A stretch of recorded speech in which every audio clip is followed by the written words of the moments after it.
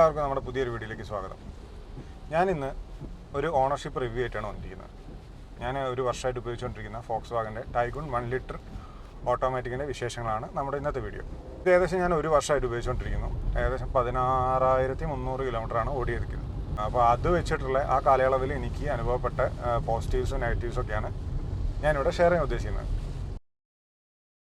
Build ക്വാളിറ്റിയെ കുറിച്ച് പറയുകയാണെങ്കിൽ നമുക്കറിയാം, സ്കോഡയുടെ കുഷാക്ക്, അതുപോലെ തന്നെ വോക്സ്വാഗൻ്റെ ടൈഗുൺ, പിന്നെ സ്കോഡയുടെ തന്നെ സ്ലാവിയ, നമ്മുടെ വിർച്ചസ്, ഈ 4 മോഡലുകളാണ് അപ്ഡേറ്റഡ് ആയിട്ടുള്ള NCAPൽ 5 സ്റ്റാർ നേടിയിരിക്കുന്നത്. ആ 5 സ്റ്റാർ എന്ന് പറഞ്ഞാൽ അഡൽട്ട് സേഫ്റ്റിയിലും പ്ലസ് ചൈൽഡ് സേഫ്റ്റിയിലും 5 സ്റ്റാറാണ് നേടിയിരിക്കുന്നത്.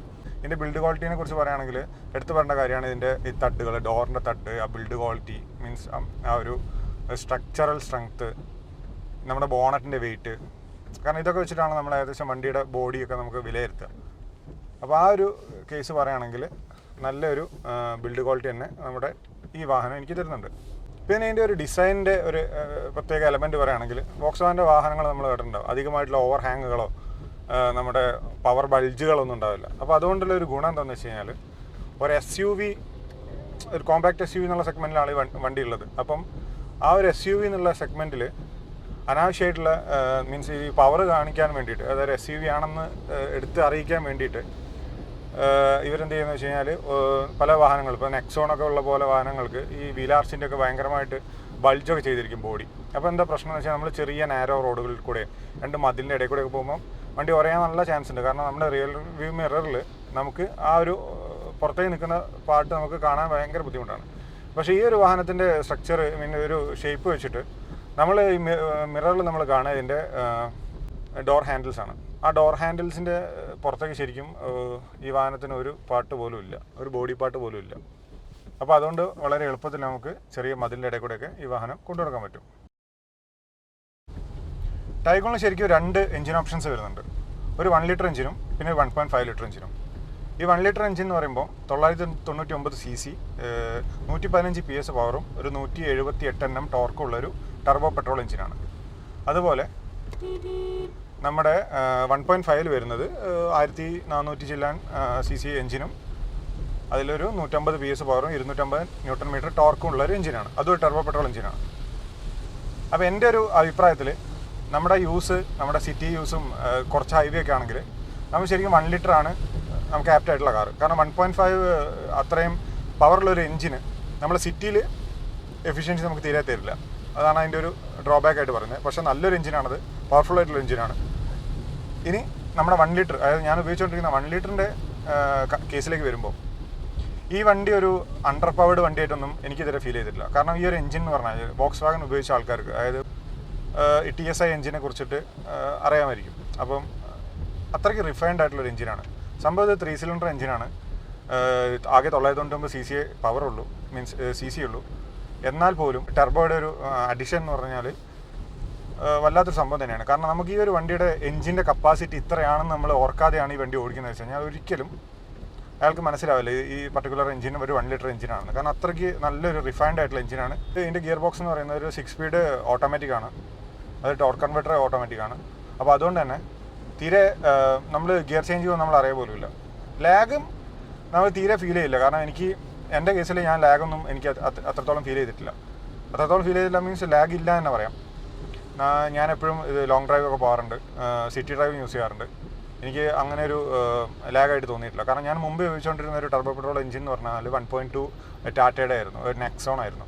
അപ്പോൾ അതിലെനിക്ക് നല്ല രീതിയിൽ ടർബോ ലാഗ് ഫീൽ ചെയ്തിട്ടുണ്ട്. ഇപ്പോൾ നമ്മളിപ്പോൾ ഒരു ഹൈ ഗിയറിലൊക്കെ നമ്മൾ പോയിക്കൊണ്ടിരിക്കുമ്പോൾ നമ്മൾ പെട്ടെന്ന് ഒരു ഓവർടേക്ക് നമുക്ക് ആവശ്യമുണ്ടെങ്കിൽ നമ്മൾ ഗിയർ ഡൗൺ ചെയ്ത് നമ്മൾ കൊടുത്താൽ പോലും, നമ്മൾ കാല് കൊടുത്താൽ പോലും ആ ടർബോ അങ്ങോട്ട് കിക്കായി വരാൻ കുറച്ചൊരു ടൈം എടുക്കും, ഒരു 2-3 സെക്കൻഡ്. ശരിക്കും ആ 2-3 സെക്കൻഡ് കൊണ്ട് നമുക്ക് ശരിക്കും നമുക്ക് മനസ്സിലാവും. കാരണം നമ്മൾ ഓവർടേക്ക് ചെയ്തുകൊണ്ടിരിക്കുകയല്ലേ. പക്ഷേ അങ്ങനത്തെ ഒരു കേസൊന്നും എനിക്ക് ഈ ഒരു വണ്ടിയിൽ ഫീൽ ചെയ്തിട്ടില്ല. ഫോക്സ്വാഗൻ്റെ വാഹനങ്ങൾ ഉപയോഗിച്ച ആൾക്കാർക്ക് അറിയാം ഇതിൻ്റെ ഒരു ഡ്രൈവബിലിറ്റി, ഇതിൻ്റെ ഒരു സ്റ്റെബിലിറ്റി ഒക്കെ എന്താണെന്ന്. സെയിം തന്നെയാണ് ഇതിലും എനിക്ക് ഫീൽ ചെയ്യാൻ പറ്റിയത്. പോളോ വരെയായിരുന്നു നമ്മുടെ വോക്സ്വാഗൻ പലയിടത്തും ഇറക്കിക്കൊണ്ടിരുന്ന മോഡലുകൾ ഇങ്ങോട്ട് ഇറക്കിയത്. ഈ ടൈഗുണും വിർച്ചസും ഒക്കെ ഈ പ്ലാറ്റ്ഫോം വരെ നമ്മൾ ഇന്ത്യക്ക് വേണ്ടിയിട്ട് ഇന്ത്യയിൽ നിർമ്മിച്ച പ്ലാറ്റ്ഫോമുകളാണ്. അപ്പോൾ അതിൽ അത്രത്തോളം ക്വാളിറ്റി ഫീൽ ചെയ്യുമോ, അതിൻ്റെ ഡ്രൈവിംഗ് കംഫർട്ട് അത്രയ്ക്ക് ഉണ്ടാവുമോ എന്നൊക്കെ നല്ല സംശയം ഉണ്ടായിരുന്നു. പക്ഷേ ഇത് ഓടിച്ചപ്പോഴാണ് മനസ്സിലായത് അതിൽ കംഫർട്ടിലൊന്നും അവരൊരു കോസ്റ്റ് കട്ടിങ്ങും ചെയ്തിട്ടില്ല. അതുപോലെ നമ്മളെ സ്റ്റിയറിംഗ് റെസ്പോൺസ് എന്ന് പറഞ്ഞാൽ അടിപൊളിയാണ്. കാരണം അമേസിംഗ് ആയിട്ടുള്ളൊരു സ്റ്റിയറിംഗ് റെസ്പോൺസാണ്. നമ്മൾ എത്രയാണോ നമ്മൾ സ്റ്റിയറിംഗ് റൊട്ടേറ്റ് ചെയ്യുന്നത് അതിനനുസരിച്ച് ഫീഡ്ബാക്ക് നമ്മുടെ വണ്ടി നമുക്ക് തരും. അതൊരു അടിപൊളിയായിട്ടുള്ള ഒരു ഫീലാണ് എനിക്ക് കിട്ടിയിരിക്കുന്നത്. പിന്നെ ഈ പറഞ്ഞ പോലെ നമ്മുടെ മൊത്തത്തിലുള്ള സ്റ്റെബിലിറ്റി ഒരു 120-140 നമ്മൾ വണ്ടിയിൽ ഈ പോയാൽ ഈ എഞ്ചിന് വെച്ചിട്ട് കേട്ടോ, ഈ 990 cc എഞ്ചിനും വെച്ചിട്ട് നമ്മൾ ഈ പറഞ്ഞ സ്പീഡ് പോയാൽ പോലും വണ്ടി ഒരു തരത്തിലുള്ള സ്റ്റെബിലിറ്റി ഇഷ്യൂസൊന്നും കാണിക്കാറില്ല. മൈലേജിനെ കുറിച്ച് പറയുകയാണെങ്കിൽ 2-3 കാര്യങ്ങൾ പറയാനുണ്ട്. ഒന്നാമത്തത് നമ്മൾ അറിഞ്ഞിരിക്കേണ്ട കാര്യം ഒരു ടർബോ പെട്രോൾ എഞ്ചിൻ. അപ്പോൾ ഇതല്ല, ഏത് ടർബോ പെട്രോൾ എഞ്ചിനാണെങ്കിലും നമ്മളത് ഓടിക്കുന്ന രീതിയിലായിരിക്കും നമുക്ക് മൈലേജ് കിട്ടുക. നമ്മൾ നോർമലി ടർബോ അല്ലാത്ത എഞ്ചിനുകളുടെ കാര്യമാണ് ഞാൻ പറയുന്നത് കമ്പയർ ചെയ്യുമ്പോൾ. അപ്പം ഇതിൽ നമ്മൾ എത്രത്തോളം ആക്സിലേറ്റർ കൊടുത്ത് നമ്മൾ മുന്നോട്ട് പോകുന്നോ അത്രത്തോളം മൈലേജ് ഷോർട്ടാവും. അതാണ് ഇതിൻ്റെ ഒരു ടർബോ പെട്രോൾ എഞ്ചിനുകളുടെ ഒരു പ്രത്യേകത. കാരണം ഇനിയുള്ള കാലത്ത് നമുക്ക് അങ്ങനത്തെ ഒക്കെ ഓപ്ഷൻ ഉണ്ടാവുള്ളൂ. കാരണം ഡീസൽ എഞ്ചിനുകളൊക്കെ ഏകദേശം കമ്പനികളൊക്കെ നിർത്തി തുടങ്ങി. ഇനി അധികവും EVകളും ഹൈബ്രിഡുകളും ടർബോ പെട്രോളും തന്നെയായിരിക്കും ഉണ്ടാവുക. അപ്പോൾ ഈ വാഹനത്തിനെ കുറിച്ച് പറയുകയാണെങ്കിൽ എനിക്ക് സിറ്റിയിൽ ഞാനിപ്പോൾ ഒരു അഗ്രസീവായിട്ട് ഓടിച്ചാൽ പോലും എനിക്കൊരു 11 കിലോമീറ്റർ 10 കിലോമീറ്റർ സിറ്റി മൈലേജ് കിട്ടാറുണ്ട്. അതായത് ബ്ലോക്കിലൊക്കെയാണ് ഞാൻ പറയുന്നത്. ഇനി നമ്മുടെ നോർമൽ ബ്ലോക്കൊന്നും ഇല്ലാത്തൊരു സിറ്റി ഡ്രൈവിംഗ് ആണെങ്കിൽ എനിക്ക് ഒരു 13-14 കിലോമീറ്റർ എനിക്ക് സിറ്റി മൈലേജ് കിട്ടാറുണ്ട് ഓട്ടോമാറ്റിക്കിൽ പോലും. ഇനി ഇത് ഹൈവേയിലാണ് നമ്മൾ ഓടിക്കുന്നതെങ്കിൽ ഏകദേശം 20 അടുപ്പിച്ച്, അതായത് 18-19 കിലോമീറ്റർ പെർ ലിറ്റർ എനിക്ക് മൈലേജ് കിട്ടാറുണ്ട്. അത് നോർമൽ പെട്രോളാണ് ഞാൻ ഉപയോഗിക്കാറ്, പ്രീമിയം പെട്രോളൊന്നുമല്ല ഉപയോഗിക്കാറ്. എന്നാൽ പോലും ആ ഒരു മൈലേജ് കൺസിസ്റ്റൻ്റ് ആയിട്ട് കിട്ടാറുണ്ട്. ഇനി അത് എപ്പോഴാണ് മാറുന്നതെന്ന് വെച്ച് കഴിഞ്ഞാൽ നമ്മുടെ ഡ്രൈവിംഗ് സ്റ്റൈൽ അനുസരിച്ചാണ്. നമ്മൾ പെട്ടെന്ന് അഗ്രസീവായിട്ട് നമ്മൾ പെട്ടെന്ന് ആക്സിലേറ്റർ കൊടുക്കുക, അതേപോലെ നമ്മൾ എല്ലാ തവണയും നമ്മൾ ബ്രേക്കിൽ കാല് വെച്ചുകൊണ്ട് പോവുക, അങ്ങനെയൊക്കെ ചെയ്യുമ്പോൾ ഡ്രാസ്റ്റിക്കലി മൈലേജ് കുറയും. അത് ഡ്രൈവിംഗ് സ്റ്റൈലാണ്.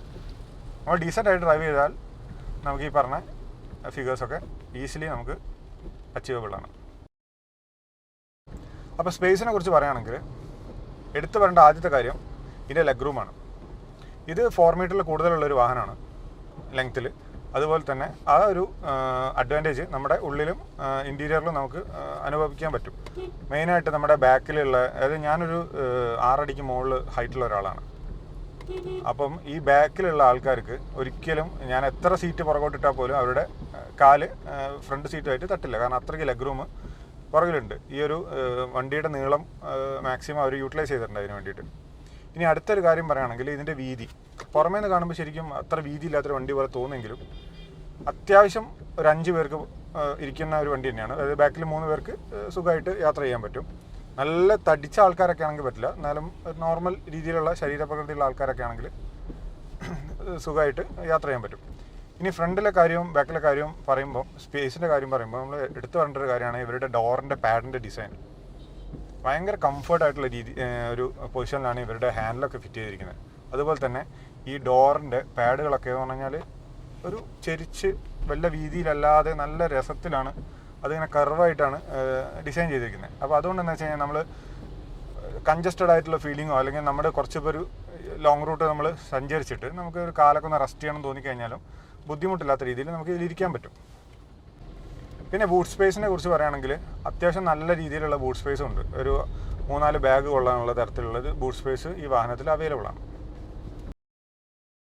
ഞാനിപ്പോൾ ഉപയോഗിച്ചുകൊണ്ടിരിക്കുന്ന ഈ മോഡൽ എന്ന് പറഞ്ഞാൽ, വേരിയൻ്റ് എന്ന് പറഞ്ഞു കഴിഞ്ഞാൽ ഹൈലൈൻ എന്ന് പറഞ്ഞ മോഡലാണ്. അതായത് ടോപ്പ് എൻഡിൻ്റെ തൊട്ട താഴത്ത്. അപ്പോൾ ഇതിലുള്ള ടോപ്പ് എൻഡുമായിട്ട് ഇതിൽ നിന്നുള്ള കുറച്ച് വ്യത്യാസങ്ങൾ എന്ന് പറഞ്ഞാൽ, ഒന്നാമത് വീൽ സൈസാണ്.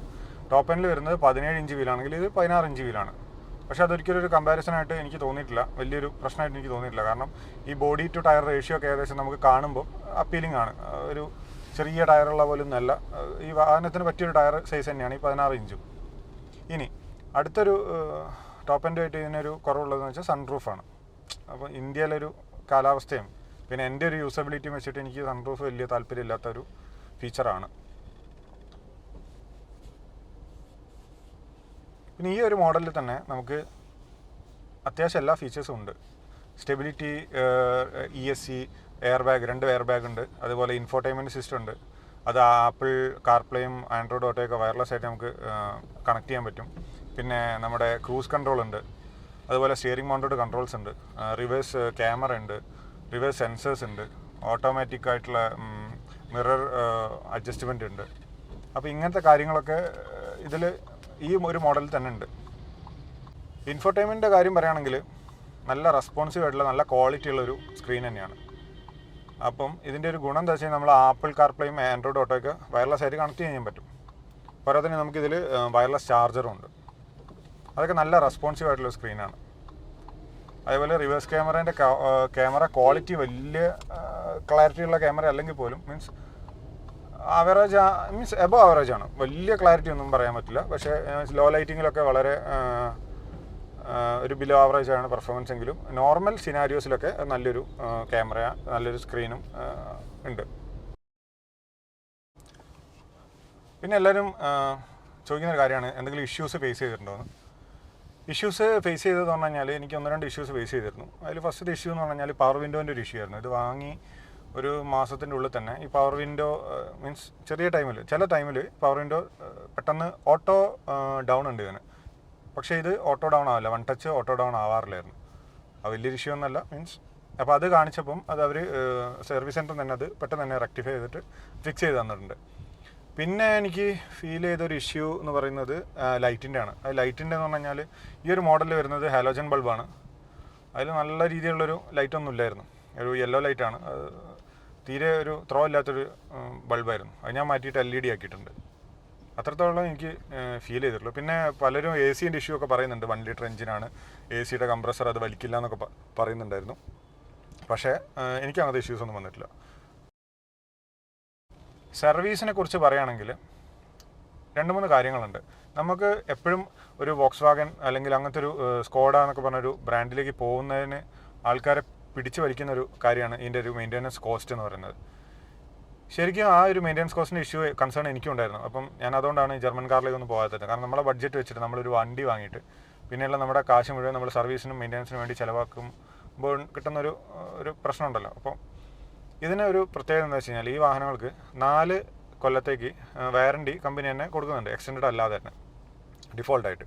അതുപോലെ തന്നെ 4 കൊല്ലത്തേക്ക് ഒരു സർവീസ് പാക്കും ഉണ്ട്. ആ 4 കൊല്ലത്തേക്കുള്ള സർവീസ് പാക്കിൽ 2 കൊല്ലത്തേക്കുള്ളത് ഓൾറെഡി ഇൻബിൽട്ടാണ്. 2 കൊല്ലം കൂടി നമുക്ക് വേണമെങ്കിൽ എക്സ്റ്റെൻഡ് ചെയ്യാം. ആ 2 കൊല്ലത്തേക്കുള്ള സർവീസ് പാക്ക് എന്ന് പറയുന്നത് നമുക്കതിൽ ഒരു ചാർജസും നമ്മൾ പിന്നെ സർവീസിന് കൊടുക്കേണ്ട ആവശ്യമില്ല. മീൻസ് ഞാൻ അറിഞ്ഞ കാര്യങ്ങളാണ്, ഞാൻ ചെയ്തുകൊണ്ടിരിക്കുന്ന കാര്യങ്ങളാണ്. ഞാനിപ്പോൾ ഒരു ചെക്കപ്പും ഒരു മെയിൻ സർവീസും കഴിഞ്ഞു. എനിക്ക് ആ മെയിൻ സർവീസിലൊന്നും എനിക്ക് പൈസയൊന്നും ചിലവാക്കി എൻ്റെ കയ്യിൽ നിന്ന് പോയിട്ടില്ല. എല്ലാ പാക്കേജിൽ നിന്നാണ് എടുത്തിരിക്കുന്നത്. അപ്പോൾ അതുപോലെ 4 കൊല്ലത്തേക്ക് നമുക്ക് പാക്കേജ് ഉണ്ട്. ഓക്കെ, അതാണൊരു കാര്യം. പിന്നെ പറഞ്ഞാൽ എല്ലാവരും കമ്പയർ ചെയ്യുന്നത് പോളോ ഒക്കെ ആയിട്ടായിരിക്കും. കാരണം പോളോ ചെറിയൊരു വണ്ടിയാണെങ്കിലും നല്ല മെയിൻ്റെനൻസ് കോസ്റ്റാണ്. ഈ ഒരു ടൈഗുൺ അല്ലെങ്കിൽ വിർച്ചസ് എന്ന് പറഞ്ഞ മോഡലുകൾ ഇന്ത്യയിൽ ഉണ്ടാക്കുന്നതുകൊണ്ട്, ഇന്ത്യൻ എക്സ്പോർട്ട് ചെയ്തുകൊണ്ടും പാർട്സിനൊന്നും കമ്പാരിറ്റീവ്ലി അത്രത്തോളം വിലയില്ല. പക്ഷേ ഇന്ത്യയിൽ ഉണ്ടാകുന്നതിനെ കൊണ്ട് ഒരു നെഗറ്റീവ് എന്താണെന്ന് വെച്ച് കഴിഞ്ഞാൽ ക്വാളിറ്റിയിൽ കുറച്ച് കോംപ്രമൈസ് ഉണ്ട്. ക്വാളിറ്റി മീനിങ് ഇൻറ്റീരിയർ ക്വാളിറ്റിയിൽ ഞാൻ പറയുകയാണെങ്കിൽ ഇതാ ഈ ഒരു റൂഫ് ലൈനറൊക്കെ എനിക്കൊരു വലിയ താല്പര്യം തോന്നിയിട്ടില്ല. ഇതൊരു നോർമൽ നമ്മുടെ ഒരു മാരുതിയിലുള്ള ക്വാളിറ്റി പോലും ഈ റൂഫ് ലൈനറിലൊന്നും ഫീൽ ചെയ്തിട്ടില്ല. അതുപോലെ തന്നെ നമ്മുടെ ഈ ഒരു ഹാൻഡിൽ റൂഫിലുള്ള അത് ശരിക്കും ജസ്റ്റ് ക്ലിപ്ഡാണ്. അത് നല്ലൊരു വലിച്ച് നമ്മുടെ കയ്യിൽ പോരും സാധനം. അങ്ങനത്തെ ചെറിയ ചെറിയ കോസ്റ്റ് കട്ടിങ് സംഭവങ്ങൾ അവർ ചെയ്തിട്ടുണ്ട്. അപ്പോൾ ഓവറോൾ പറയുകയാണെങ്കിൽ എനിക്ക് കംപ്ലീറ്റ്ലി ഞാൻ സാറ്റിസ്ഫൈഡ് ആണ് ഈ ഒരു വാഹനം എടുത്തതിൽ. അപ്പോൾ ഇതിൻ്റെ കോമ്പറ്റീറ്റേഴ്സിനെ കമ്പയർ ചെയ്യുകയാണെങ്കിൽ ഇതിൻ്റെ കോമ്പറ്റീറ്റേഴ്സായിട്ട് വരുന്നത് കിയയുടെ സെൽറ്റോസ്, ഹ്യുണ്ടായുടെ ക്രെറ്റ, അതേപോലെ നമ്മുടെ സ്കോഡയുടെ കുഷാക്ക്, അങ്ങനത്തെ വാഹനങ്ങളാണ്. പിന്നെ ഇപ്പം പുതിയ ഇറങ്ങാൻ പോകുന്ന ഹോണ്ടയുടെ എലിവേറ്റ്, ആ വാഹനങ്ങളൊക്കെയാണ് ഇതിൻ്റെ ഒരു ശ്രേണി എന്ന് പറഞ്ഞാൽ, ഈ ഒരു കാറ്റഗറി എന്ന് പറഞ്ഞാൽ. അപ്പോൾ അതിൽ ഈ ഹ്യുണ്ടായുടെ വണ്ടിയും കിയയുടെ വണ്ടിയും ഞാൻ ചൂസ് ചെയ്യാത്തതിൻ്റെ കാരണം ഒന്നാമത്തെ കാര്യം അതിൽ ഇതാണ് നമ്മുടെ സേഫ്റ്റി കൺസേൺ തന്നെയായിരുന്നു. കാരണം ഇഷ്ടംപോലെ ടെക്നോളജി ഉണ്ട് അതിൽ, കുറേ സാധനങ്ങൾ കണ്ടമാനം ആഡ് ചെയ്തിട്ടുണ്ട്. എന്നാൽ അത്രത്തോളം ഒരു സേഫ്റ്റി അതിൽ ശരിക്കും ബോഡി സേഫ്റ്റി ഞാൻ പറയുന്നത് കേട്ടോ. അതിൽ എയർ ബാഗുകളെല്ലാം ഉണ്ട്, പക്ഷേ ബോഡിക്ക് തീരെ ഒരു കട്ടിയില്ലാത്തൊരു ബോഡിയാണ് ആ 2 വണ്ടികൾക്കും ഉള്ളത്. പിന്നെയെന്ന് പറഞ്ഞു കഴിഞ്ഞാൽ പെട്രോള് നമ്മൾ ചൂസ് ചെയ്യുന്നെങ്കിൽ മൈലേജിൻ്റെ കേസ്, ആ 2 എൻജിനിലും നല്ല രീതിയിലുള്ള കുറവ് മൈലേജാണ് ലഭിക്കുന്നതാണ് എൻ്റെ ഓണേഴ്സൊക്കെ പറയുന്നത്. പിന്നെ ഉള്ളൊരു മോഡൽ സ്കോഡയുടെ കുഷാക്കാണ്. ഈ സ്കോഡയുടെ കുഷാക്ക് എന്ന് പറഞ്ഞാൽ ഈ സെയിം വണ്ടി തന്നെയാണ്, ടൈഗൺ തന്നെയാണ്. ഇതിൻ്റെ ഫ്രണ്ടിലും ബാക്കിലൊക്കെ പാനൽസൊക്കെ മാറ്റി, ബോഡി പാനൽസൊക്കെ മാറ്റി കഴിഞ്ഞാൽ തന്നെ ആ വണ്ടി തന്നെയായി. പിന്നെ ഇൻറ്റീരിയറിലും കുറച്ച് ചേഞ്ചസ്, ഡിസൈൻ ചേഞ്ചസ് ഉണ്ടാവും. അത് മാത്രമേ ഉള്ളൂ, സെയിം വണ്ടിയാണ് രണ്ടും. റീബാഡ്ജ് പോലെ തന്നെ നടക്കുന്ന രണ്ട് വണ്ടികളാണ് രണ്ടും. പിന്നെ അടുത്ത വണ്ടിയാണ് ഹോണ്ടയുടെ എലവേറ്റ്. എനിക്ക് തോന്നുന്നു ഹോണ്ടയുടെ എലവേറ്റ് ആയിരിക്കും ഈ വണ്ടി ഒരു കുറച്ചുകൂടി മാച്ചിങ് ആയി നിൽക്കുന്നത്. കാരണം അതിൻ്റെ ഒരു സ്പേസിങ്ങും അതിൻ്റെ ഒരു ബോഡി ക്വാളിറ്റിയൊക്കെ ചിലപ്പം ഈ ഒരു വണ്ടിയായിട്ട് മാച്ചിങ് ആയിരിക്കും എന്ന് തോന്നുന്നു. അപ്പോൾ അതൊക്കെ ഇന്നത്തെ വീഡിയോയിൽ നമ്മൾ കവർ ചെയ്തിട്ടുള്ളൂ. ഇനിയിപ്പം ഈ വാഹനം ആർക്കെങ്കിലും വാങ്ങാൻ താല്പര്യം ഉണ്ടെങ്കിൽ അവർക്ക് ഈ ഒരു ഡീറ്റെയിൽസൊക്കെ ഉപകാരപ്പെടുമെന്ന് തോന്നിയതുകൊണ്ടാണ് ഈ വീഡിയോ ഉണ്ടാക്കിയത്. അപ്പോൾ എന്തായാലും ഇനി അടുത്തൊരു വീഡിയോയിൽ കാണുന്നവരേക്കും ബൈ.